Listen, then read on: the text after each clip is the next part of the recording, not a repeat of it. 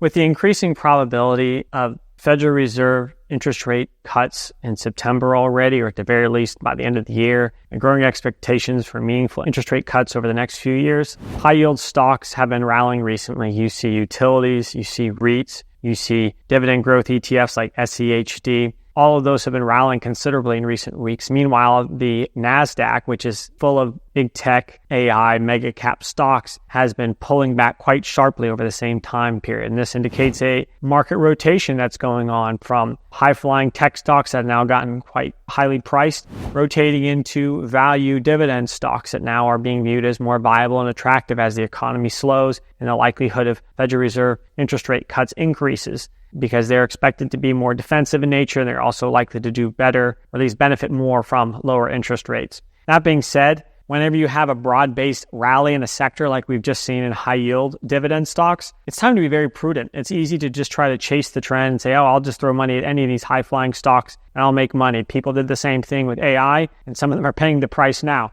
Instead, what you should be doing is, especially with high-yield stocks, be very selective and prudent, because if you make a bad pick, you could be faced with a steep dividend cut, or at the very least, you could be stuck overpaying for a stock that is not going to grow anything, and all you're going to get is just a dividend for years to come, and potentially even face a dividend cut. And so for those reasons, I think it's very, very important right now, especially with valuations recovering a good bit, be very prudent in what you select. And so today I'm going to talk about two stocks that I think are overpriced right now after the recent rally, and I would steer clear of.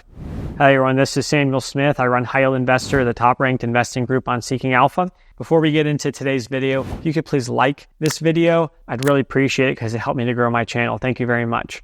Okay, so the first stock that I think is not worth buying right now, in fact, it may be a little bit overvalued, is AT&T.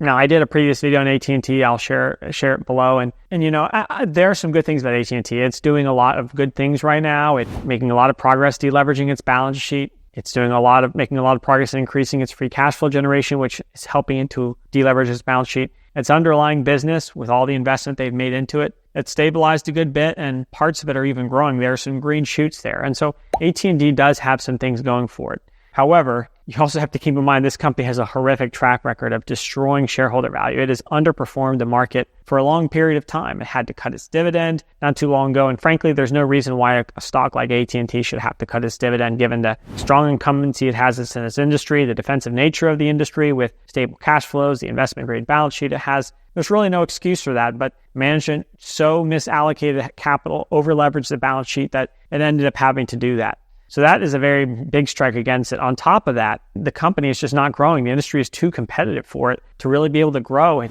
doesn't have any pricing power because it's facing the likes of Verizon and T-Mobile and others who are squeezing it for profits. And so it has to keep its pricing very competitive, whether it be in the fiber internet side of things or in the mobile service side of things, whatever it is, they're having to keep their prices very competitive, which is squeezing profit margins. Additionally, they can't really gather much market share without cutting prices commensurately, so it's a bit of a race to the bottom in the industry just to maintain market share. Constant, significant capex is needed to keep the company competitive, especially with the rollout of 5G, fiber internet, etc. And so for all those reasons, it's a very low-growth industry, low-growth business. Analysts are expecting it to actually shrink on an inflation-adjusted basis moving forward. The dividend's only expected to grow at less than 1% through 2028. And so, again, what you see is what you get in terms of the earnings power and the dividend stream. And what is the dividend? Well, it's 6%. Yeah, that's pretty good compared to most stocks in the market today. But when you combine it with basically no growth or very low growth, you're looking at a 6, 7, maybe if you're lucky, 8% annualized total return, which is really nothing to get excited about. On top of that, when you look at the fact that its valuation multiple is actually in line or even slightly above its long-term average on an EV to EBITDA basis, and you consider the fact that interest rates are as high as they are, you could actually argue that the stock is overvalued right now, and that even if interest rates come down, that's largely already been priced into the stock. And so when you factor all those things in, I just don't see how AT&T is worth buying right now. In fact, if you want a 6% yield, why not just buy Brookfield Renewable Partners? Yes, it's a little bit different industry, but you still get the stable cash flows that AT&T provides you. Brookfield Renewable Partners has stable, long-term contracted cash flows to investment-grade counterparties. You get the same dividend yield of about 6%. Brookfield Renewable Partners is expected to grow its cash flow per share on a 10% or more basis per year. And its dividend is expected to grow at about 5% or maybe a little bit more each year moving forward. And so you get much better growth, the same yield. You get a BBB plus credit rating, which is basically the same as AT&T's. arguably even stronger balance sheet. You're in an industry that has much stronger, more dynamic long-term growth prospects. For example, Brookfield Renewable Partners just signed a contract recently with Microsoft to provide power to fuel their AI investments. And so they've signaled they can be getting more of these contracts, which would serve as additional upside catalysts. And, if you don't like the K1 that Brookfield Renewable Partners issues, then just buy BEPC, which is the C Corp version of BEP, and they issue a 1099, and that's your problem solved. Before I get into the second stock, I also want to ask you if you could please subscribe to my channel if you're finding value in this video. I'd greatly appreciate it. Help me to grow my channel and ensure you get future content like this as well. Thank you very much. So the second stock that I think is probably overpriced after the current rally, at the very least not underpriced, is Altria. And why I'm not bullish on Altria is because, yes, it's got an 8% dividend yield. Yes, it has an investment grade balance sheet. Yes, its business is wide moat, at least its smokable products is. And it has Dividend King with over 50 years of dividend growth. It has, a lot going for it. Very defensive in nature, recession resistant. People don't stop smoking just because the economy is in a downturn, the addictive nature of the product. So it has all that going for it. But there are many reasons I'm not optimistic about it. One is, the biggest reason is because their smokable products business, which is the wide moat defensive part of their business, they're experiencing very significant declines in volumes. In fact, these declines have been accelerating. They've now reached double-digit year-over-year rates. And this indicates that the company is likely at an inflection point where its core business model is now in near free fall in terms of the volumetric sales. And so there's only so much that the company can do to raise prices as it has been on these products in order to offset the volume declines to sustain or grow earnings per share. I don't think they're going to be able to do that moving forward anymore to sustain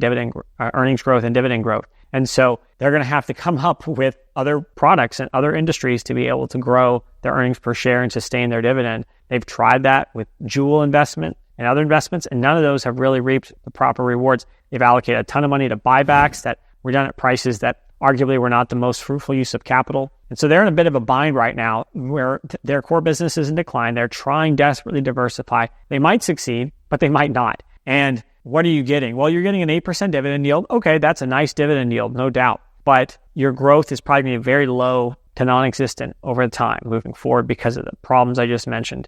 The price to earnings ratio is actually higher than its 5-year average. And again, interest rates have risen a lot over the past 5 years. So you could argue that cuts have been already priced in for interest rates and that otherwise their valuation multiples actually likely to contract. I think that will even be more acute when the market fully recognizes that growth is going to be very difficult to come by, and barring a sudden breakthrough, they're actually going to see their earnings per share start to decline here pretty soon. And that's going to cause the PE ratio to decline. The dividend might even get cut at some point. And so for those reasons, I just don't see how Altria is a worthwhile buy. If you want a stock with about an 8% yield, buy Enterprise Products Partners or Energy Transfer. Those have 7 to 8% yields, strong investment grade balance sheets, but they're growing at a mid-single digit annualized rate and growing their distributions accordingly, making them much more worthwhile buys. Okay, you don't like the K1 they issue? Buy Enbridge. You get a similar bargain there. Much more sustainable business model, much stronger balance sheet than something like Altria. So don't chase Altria, don't chase AT&T higher. Buy more selectively, buy more strategically, buy more sustainably. And these other stocks that offer similar yields, have similar strong balance sheets, similarly defensive business models, have much brighter long-term growth prospects.